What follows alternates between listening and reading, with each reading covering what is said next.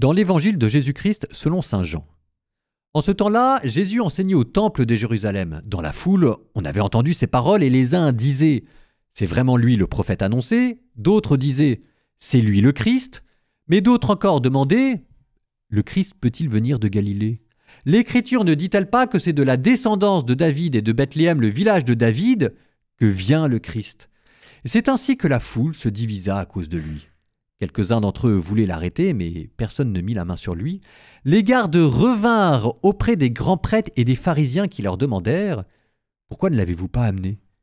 Les gardes répondirent « Mais jamais un homme n'a parlé de la sorte !» Les pharisiens leur répliquèrent « Alors vous aussi, vous vous êtes laissés égarer ? Parmi les chefs du peuple et les pharisiens, y en a-t-il un seul qui ait cru en lui ? Quant à cette foule qui ne sait rien de la loi, ce sont des maudits. » Celui qui était allé précédemment trouver Jésus leur dit « Notre loi permet-elle de juger un homme sans l'entendre d'abord pour savoir ce qu'il a fait ?» Ils lui répondirent « Serais-tu toi aussi de Galilée ?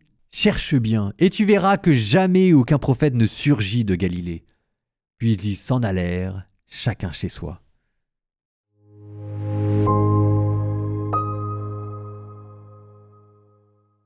Petite remarque liturgique. Peut-être vous avez remarqué, mais ça fait quand même quelques jours déjà. On n'est plus en train de piocher dans Matthieu, dans Marc, dans Luc, mais on se concentre uniquement dans l'évangile selon saint Jean. Et oui, à partir du maintenant et jusqu'à la fin du carême, on va rester dans saint Jean. Il y aura une petite pause pour la semaine sainte, et puis ensuite, après le carême, on recommencera pendant le temps pascal.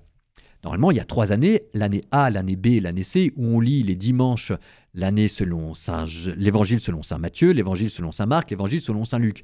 Et vous allez me dire, mais si jamais il n'y a que 3 années et qu'il y a 4 évangiles, quand est-ce qu'on lit l'évangile selon saint Jean ? Eh bien, c'est en ce moment que vous êtes en train de lire l'évangile selon saint Jean. Donc, on est en train de tout faire. Alors, pour que tout le monde repère bien, l'évangile selon saint Jean, c'est une structure qui est assez simple.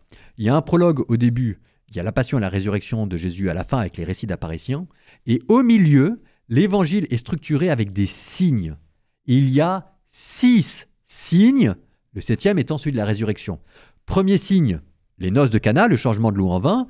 Deuxième signe, la guérison de l'officier royal que l'on a entendu cette semaine. Troisième signe, la guérison du paralytique de Bethesda qu'on a aussi entendu cette semaine.